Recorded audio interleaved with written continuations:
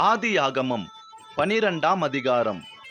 கர்த்தர் ஆபிராமை நோக்கி, நீ உன் தேசத்தையும் உன் இனத்தையும் உன் தகப்பனுடைய வீட்டையும் விட்டு புறப்பட்டு நான் உனக்கு காண்பிக்கும் தேசத்துக்கு போ. நான் உன்னை பெரிய ஜாதியாக்கி உன்னை ஆசீர்வதித்து உன் பேரை பெருமைப்படுத்துவேன். நீ ஆசீர்வாதமாயிருப்பாய். உன்னை ஆசீர்வதிக்கிறவர்களை ஆசீர்வதிப்பேன், உன்னை சபிக்கிறவர்களை சபிப்பேன். பூமியில் உள்ள வம்சங்கள் எல்லாம் உனக்குள் ஆசீர்வதிக்கப்படும் என்றார். கர்த்தர் ஆபிராமுக்கு சொன்னபடியே அவன் புறப்பட்டு போனான். லோத்தும் அவனோடே கூட போனான். ஆபிராம் ஆரானை விட்டு புறப்பட்ட போது 75 வயதுள்ளவனாய் இருந்தான்.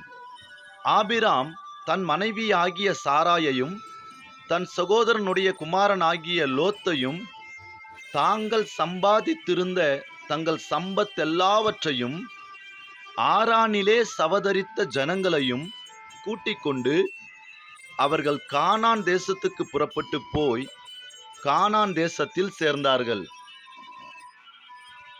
ஆபிராம் அந்த தேசத்தில் சுற்றித் திரிந்து சீகேம் என்னும் இடத்துக்கு சமீபமான மோரே என்னும் சமபூமி மட்டும் வந்தான். அக்காலத்திலே கானானியர் அத்தேசத்தில் இருந்தார்கள். கர்த்தர் ஆபிராமுக்கு தரிசனமாகி, உன் சந்ததிக்கு இந்த தேசத்தை கொடுப்பேன் என்றார்.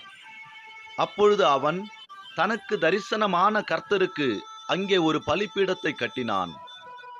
பின்பு அவன் அவ்விடம் விட்டு பெயர்ந்து பெத்தேலுக்கு கிழக்கே இருக்கும் மலைக்கு போய் பெத்தேல் தனக்கு மேற்காகவும் ஆயி கிழக்காகவும் இருக்க கூடாரம் போட்டு அங்கே கர்த்தருக்கு ஒரு பலிபீடத்தை கட்டி கர்த்தருடைய நாமத்தை தொழுது கொண்டான்.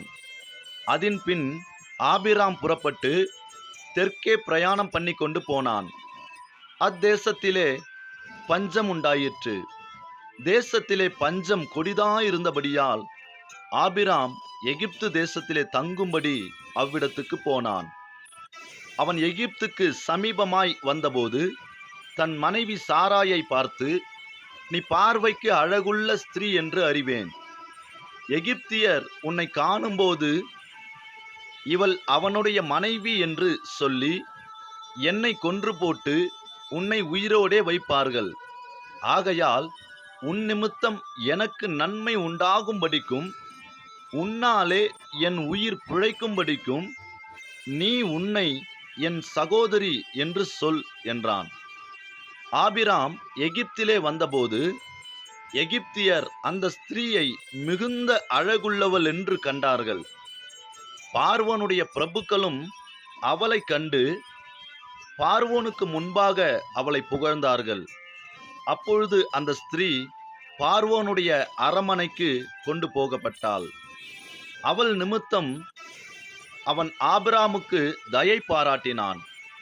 அவனுக்கு ஆடு மாடுகளும் கழுதைகளும் வேலைக்காரரும் வேலைக்காரிகளும் கோலிகை கழுதைகளும் ஒட்டகங்களும் கிடைத்தது.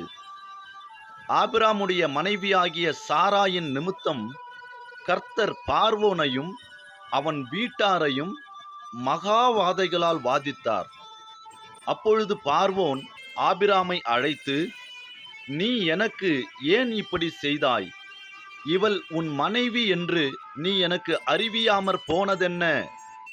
இவளை உன் சகோதரி என்று நீ சொல்ல வேண்டுவது என்ன? இவளை நான் எனக்கு மனைவியாக கொண்டிருப்பேனே. இதோ உன் மனைவி, இவளை அழைத்து கொண்டு போ என்று சொன்னான். பார்வோன் அவனை குறித்து தன் மனுஷருக்கு கட்டளை கொடுத்தான். அவர்கள் அவனையும் அவன் மனைவியையும் அவனுக்கு உண்டான எல்லாவற்றையும் அனுப்பிவிட்டார்கள்.